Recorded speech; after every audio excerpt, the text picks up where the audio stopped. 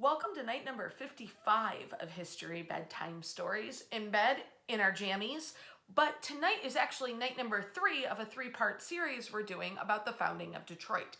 And where our story left off last night is Cadillac on July 24th of 1701 has planted the French flag on this cliff, on this 30-foot drop down into what will become the Detroit River, founding Fort Pontchartrain du Detroit, founding Fort Pontchartrain on the Strait. The fort, of course, named for his Minister of Colonies and Minister of the Marine, who really gave him the power to go off and found this fort. Now, things are going okay. It is a very, very small fort, less than 1 block in each direction. In fact, today, the original layout footprint of that fort can be measured by Jefferson Avenue on the south, which would have been the original border of the land falling down into the river. Everything south of Jefferson Avenue, including Hart Plaza and the land on which the General Motors Renaissance Center stands, has all been 3 centuries of backfill and build-in that has actually narrowed the river, expanded the land, and lessened that drop-off that used to be a cliff into a very sloping and migrated land towards the river. So you've got Jefferson to the south, you've got Leonard to the north, you've got Griswold to the east, and you've got Shelby Street up in the west, and that's it. That's the whole fort in 1701. At the same time that he's building the fort, he builds the first of St. Anne's churches. Now, St. Anne's Catholic Church is the second oldest Catholic parish in North America, but the church itself is really started with building number 1 just 2 days after the founding of our city. Today it's on building number 8, and that's a story for another time. Now in 1701, Cadillac is given permission to give away land, to basically say, if you can get yourself to Detroit, we're going to give you a farm and we're going to give you a plot of land to call your own. It was an incentive to drive settlers to make the fort more viable. In the 1700s, tigers didn't change their stripes. If your dad was a cobbler, it was because his grandfather was a cobbler and his grandfather was a cobbler, and you sure as heck were going to be a cobbler. So this idea that you could get land, that you could go from being a tenant farmer who made very little money farming someone else's land to owning your own land, that was the kind of incentive worth crossing oceans for. And people started to come. By 1708, 68 lots had been granted by Cadillac to settlers, and these are ribbon farms, long, skinny farms that give everyone a small purchase on the river and land moving north away from the water, allowing everyone to have access to irrigation and transportation. In fact, we did a whole episode on ribbon farms. They're that cool.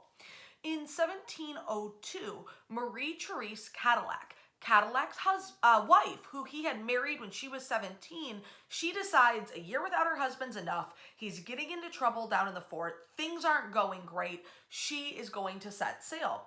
So she goes with a friend, a female companion, the wife of the deputy commander of the fort. They get into these long outrigger canoes with their children, and they become the first 2 white European women to travel through 2 of the Great Lakes, Lake St. Clair, up the Detroit River, and come to Detroit. Marie Therese Cadillac is sometimes referred to as the First Lady of Detroit, and that's not only because she is the wife of the commander, but because she's literally the first white woman here in the city.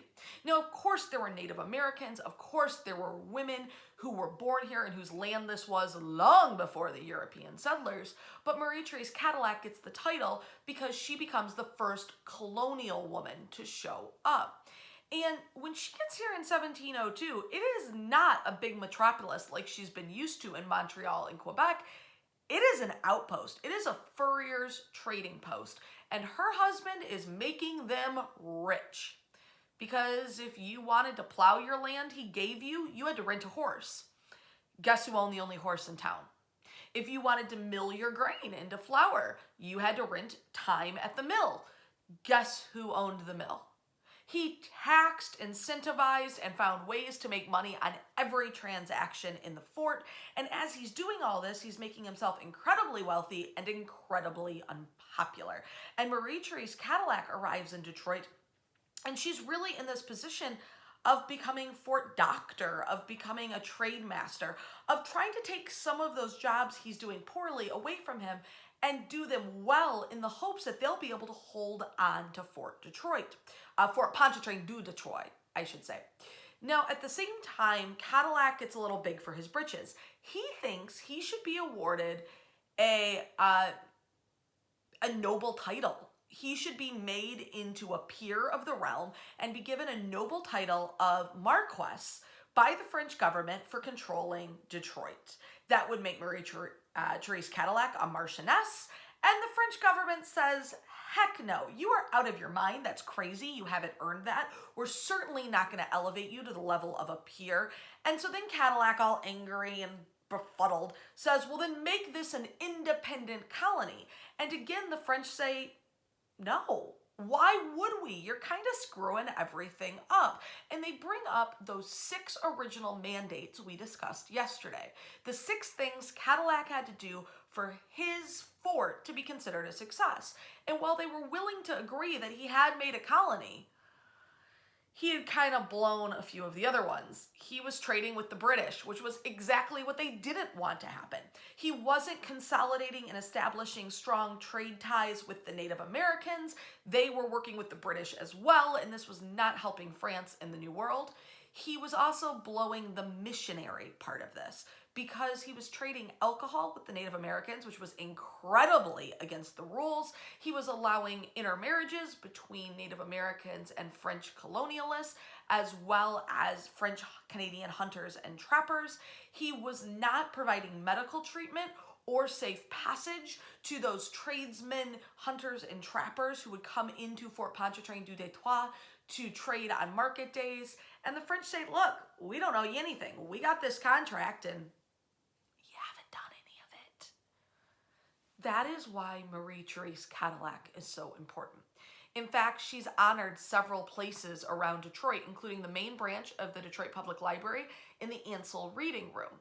When the artist was prompted to paint the 3 most important moments in the city of Detroit's history, he, in 1920, paints the defeat of Chief Pontiac and the end of Pontiac's rebellion, the discovery of Lake St. Clair by the De La Salle expedition, and Marie Therese Cadillac coming to Detroit.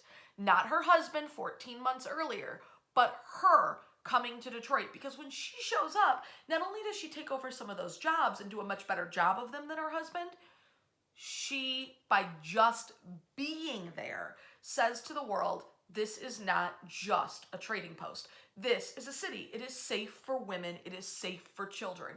Come to Detroit. That sends a ripple effect that does bring new migration to the fort. By 1710, though, Cadillac is in deep trouble. He has really blown a lot of his friendships. He's asked for too much for too long. And Pontchartrain declares, I'm washing my hands of you. I am done with this. I am not defending you anymore. And as a left-handed compliment, as sort of a way of promoting him to a place where he can't cause trouble, Pontchartrain sees that Cadillac is made the governor of the territory of Louisiana. Now, being the governor seems like a big move up from being commander of a fort, but this is sparsely populated, very dangerous, nothing grows in the soil, the water is brown Louisiana territory. In fact, Cadillac is appointed to the position in 1710, and he doesn't bother to show up in Louisiana until 1713. He is there for a mere 4 years before, in 1717, he is recalled to France and thrown into jail, the Bastille. Locked up with his eldest son. He and Marie Therese had 13 children. In fact, their daughter was the first ever baptism here in the city of Detroit. But now he is sitting in France in the Bastille with his eldest son, and they are being charged with speaking against the government of the state and the colonies. That is a really serious charge because, you guessed it, treason. Treason is something you never want to deal with in your life. That is a corporal punishment offense, and Cadillac could very well be facing an execution. But he manages to manipulate and sweet talk and con and massage all of these courtiers into not only releasing him and his son in 1718, but decorating them with the Croix de Saint-Louis, basically an award for military valor. He gets out of prison and 11 days later gets the French Cross. The man had a silver tongue. Now, he, with this award and a little bit of acclaim, is now considered elderly for the time period. And he is given the governorship of a little tiny town very close to where he was born in France. He becomes the governor of Castile-Seraing, and he lives there until he dies October 15th, 1730. Marie Therese goes on to live another decade, dying in 1740, an incredibly wealthy woman. With 9 of her children still surviving, they split the Cadillac fortune and go on to do some kind of cool stuff, but nothing near the level of Antoinette de la Mauser de Cadillac, the founder of Detroit, the governor of Louisiana, a man who found copper in Indiana, and a man who tried to make trade routes with Mexico, all to end up in jail, out of jail, governor in France. It really is a Detroit story that from our beginning, it's been weird.